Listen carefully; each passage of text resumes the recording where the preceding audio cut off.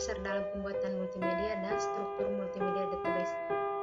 Yang pertama, definisi multimedia. Sebagai segala data digital, termasuk plain text, biasanya tidak terstruktur yang digunakan untuk berkomunikasi atau mengakuisisi informasi yang terdiri dari data surat dan visual, gambar, grafik, video, animasi, musik, dan visualisasi 3D.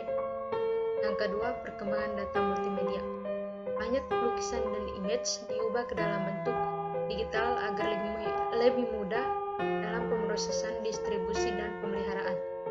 Sejumlah besar dari image medik juga dikirimkan dari suatu tempat ke tempat lainnya dengan cara mengubahnya ke dalam data digital dan mengirimnya melalui satelit. Yang ketiga, karakteristik multimedia. Yang pertama, sistemnya dikontrol oleh komputer. Yang kedua, sistem terintegrasi atau integrated system. Yang ketiga, informasi dikelola atau ditangani atau direpresentasikan secara digital dan antarmuka pada tampil akhir, umumnya bersifat interaktif. Yang keempat, komponen multimedia. Yang pertama, struktur device. Contohnya digital still kamera, video kamera, audio recorder, mikrofon, mouse, graphics pad. Yang kedua, stroke device. Contohnya hard disk, thumb drive, CD-ROM, DVD-ROM. Yang ketiga, communication network. Contohnya LAN, WAN, intranet, wireless network. Yang kelima, computer system. Contohnya multimedia desktop, rendering, match. Yang kelima, display device. Contohnya monitor, speaker, dan proyektor. Yang kelima, jenis-jenis multimedia. Berdasarkan dimensi waktu, maka terdapat dua kelas media, yaitu statik dan dinamis, di mana statik tidak memiliki dimensi waktu, arti dan isinya tidak tergantung pada representasi. Dinamis, di mana dia memiliki dimensi waktu, artinya dan kebenarannya tergantung pada tingkat di mana mereka ditampilkan berupa animasi, audio, dan video. Yang keenam, sektor yang menggunakan multimedia yaitu bisnis, sekolah, rumah, tempat umum, dan virtual reality. Yang keenam, prinsip dasar dalam pembuatan multimedia. Mengurangi pemrosesan yang tidak efisien. Yang pertama, koherensi, penandaan, redundansi atau pengulangan, kedekatan spesial, kedekatan sementara.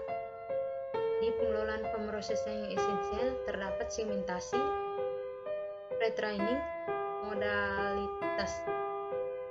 Di pengembangan pemrosesan yang generatif terdapat multimedia, personalisasi, dan suara.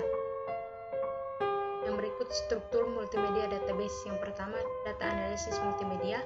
Yang kedua, data modeling. Yang ketiga, data struktur multimedia. Yang keempat, data retrieval. Yang kelima, query language. Yang keenam, multimedia communication. Masuk pada materi yang kedua, yaitu text indexing and retrieval. Di outline-nya terdapat text indexing, inverted index, precision, recall, dan cara kerja indexing and retrieval again. Yang pertama, text indexing. Membuat indeks kata dari himpunan dokumen tersebut.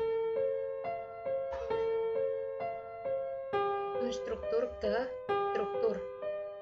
Yang kedua, inverted index. Tahapan dalam indexing dokumen dengan inverted index. Yang pertama, parsing dokumen. Dokumen dipecah-pecah menjadi kata-kata dan tiap kata disimpan dalam tabel bersama ID dokumen di mana kata tersebut muncul. Yang kedua, sorting token. Tabel diurutkan berdasarkan kata. Yang ketiga, merging token. Kata-kata yang sama dan terdapat pada dokumen yang sama digabungkan dalam satu entry. Yang keempat, hitung frekuensi. Pada tahap ini, frekuensi kemunculan kata dihitung dan ditambahkan ke dalam tabel. Yang kelima, merging token. Kata-kata yang sama dan terdapat pada dokumen yang sama digabungkan dalam satu entry. Yang berikut, precision. Precision terdapat rumus sama dengan TP per TP tambah FP, di mana TP truth positif, FP false positif.